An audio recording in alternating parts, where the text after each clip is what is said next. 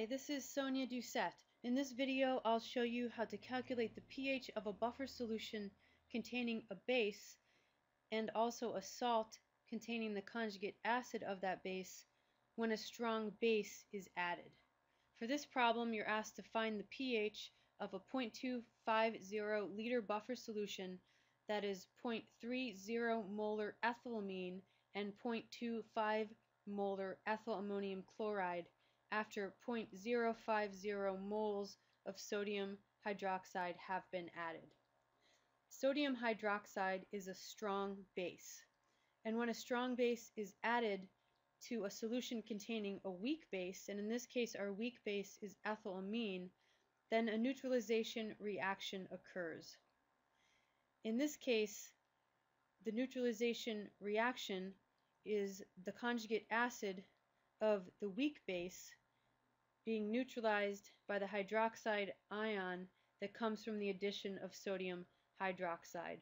So the conjugate acid of the weak base comes from the ethyl ammonium chloride. So when ethyl ammonium chloride dissociates in solution, you get that conjugate acid of your weak base. And in this case, that is the ethyl ammonium cation, and you also have chloride anion present.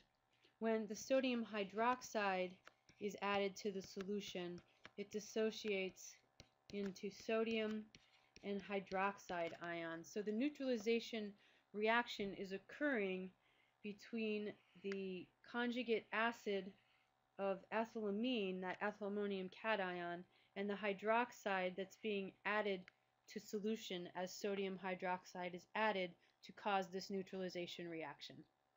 So this neutralization between these two species is expressed with this equation. You have the ethyl ammonium cation plus the hydroxide anion, giving you ethylamine, which is the weak base, plus water. And the water is left over after that ethyl ammonium cation has donated a proton to the hydroxide anion. So you can use this reaction to help you create a table to solve for the pH. And before creating that table, I want to notice that this arrow for the neutralization reaction is one way, and that's because neutralization reactions involving strong bases, such as sodium hydroxide in this case, go essentially to 100% completion, meaning there is a lot of product present when the reaction is complete and not a lot of reactant remaining. So we're not using a double-headed arrow in this case, which is what you're used to seeing in equilibrium chemistry. So for this table, you're going to have 3 rows. You're going to have the moles of each of the species present before the neutralization reaction occurs. You're going to have the change in the number of moles of each of the species present due to the neutralization reaction, and you're going to have the moles of each species present after the neutralization reaction is completed. So the first thing, to fill in the first row, you want to find the moles of the ethyl ammonium cation. And you can find that by taking the volume that you're given. So you're given 0.250 liters of buffer solution and multiply that by the concentration of ethyl ammonium chloride, which you're given to be 0.25 molar.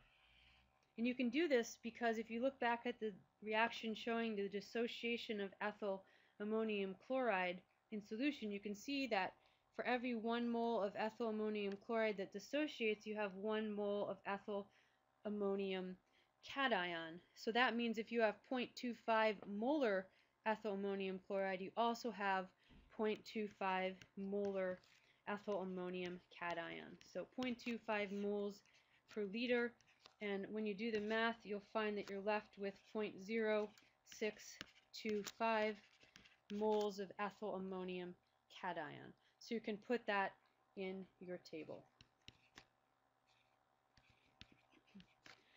For moles of hydroxide present before the neutralization reaction is carried out, you're given that 0.050 moles of sodium hydroxide are added. And for every mole of sodium hydroxide added, going back to this equation showing the dissociation of sodium hydroxide, you can see that 1 mole of hydroxide appears in solution. Therefore, if you have 0.050 moles of sodium hydroxide, you also have 0.050 moles of hydroxide present initially. So for the column for hydroxide, in the before row, you put 0.050. And then you can find the moles of ethylamine in a similar way as you found for the moles of the ethyl ammonium cation. So you take your volume, 0.250 liters, you multiply it by the molarity of ethylamine, which you're given in your problem as 0.30 molar. So you have 0.30 moles of ethylamine per liter, and when you do the math there, you find that you have 0.075 moles of ethylamine. So you can add this value to your table. Now all you have to do is subtract the hydroxide, the number of moles of hydroxide from both of the reactants, because for every mole of hydroxide added, it will be lost during the neutralization reaction, but you will also lose 1 mole of the ethyl ammonium cation, so you have this 1-to-1 molar ratio between the two. And for every mole of those two that are lost, you'll gain 1 mole of ethylamine, so you add 0.050 to the other side. And when you do the subtractions and additions here, you're left with 0.0125 moles of the ethyl ammonium cation after the neutralization has occurred, 0 moles of hydroxide, and 0.125 moles of the ethylamine weak base remaining. So you found the moles of all the species present after the neutralization reaction is complete. So what we want to know is the pH of the solution after the neutralization reaction is complete. So to do this, we can find the hydroxide ion concentration using the Kb value for ethylamine and also knowing the concentrations of ethylamine and the ethyl ammonium cation after neutralization. So first we need to find these concentrations, and we already know the moles of each of them. We've just solved for that. So all we need to do is divide the moles by the total volume of the solution. And this is assuming that the solution volume remains the same after the sodium hydroxide addition.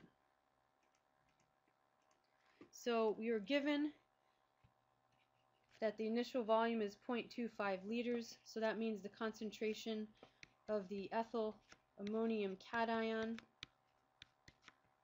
will be the number of moles of the ethyl ammonium cation, which is 0.0125 moles. We solved for that using our table, and we're dividing this by 0.250 liters, which is the volume of the buffer solution we were given, and then we get as our concentration 0.05 molar.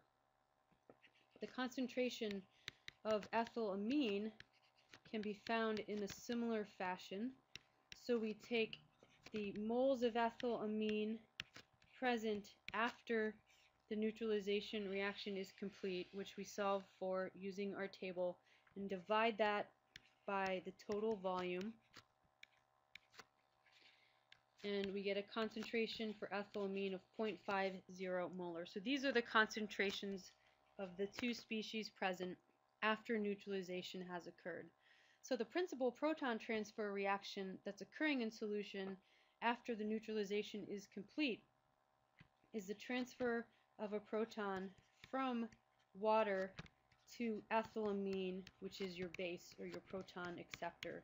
So when water transfers a proton to ethylamine, you're left with the conjugate acid of ethylamine, which is the ethyl ammonium cation, and you're left with a hydroxide ion, which is what's left over after water gives up one of its protons.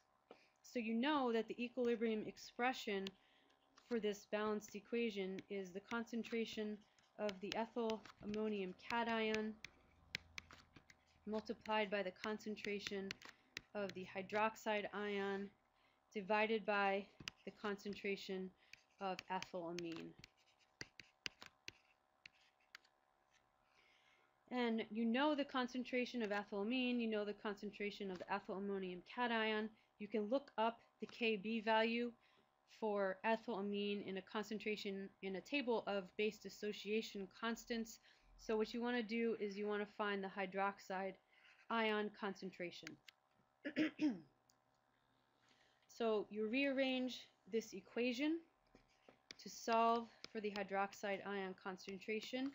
You're left with Kb times the concentration of ethylamine divided by the concentration of the ethyl ammonium cation. When you substitute in your known values, you have a Kb value of 6.4 times 10 to the negative 4, which you've looked up in a table, and we're assuming that's the Kb value. It is the Kb value for 25 degrees Celsius, so we're assuming all of this is occurring at 25 degrees Celsius. And you divide that by the concentration of ethyl ammonium cation, which you solved for up here, and you're also multiplying the Kb value by the concentration of ethylamine, which you solved for here. So when you do the math there, you find that your hydroxide ion concentration is equal to 0.0064 molar. So now you have two more steps because you want to find the pH. So using the relationship Kw is equal to the hydroxide ion concentration times the hydronium ion concentration, you can solve for the concentration of hydronium ions by rearranging this equation. So the Kw value is equal to 1.0 times 10 to the negative 14th. Your hydroxide ion concentration is 0.0064, so you just solved for this concentration here. And when you do the math, you get 1.5625 times 10 to the negative 12. And the last thing you do is you solve for the pH. So you know that the pH is equal to the negative log of the hydronium ion concentration. If you take this value and substitute it in here and take the negative log of it, you'll find that the pH is 11.8. So you were asked to solve for pH. You've done that and you are finished.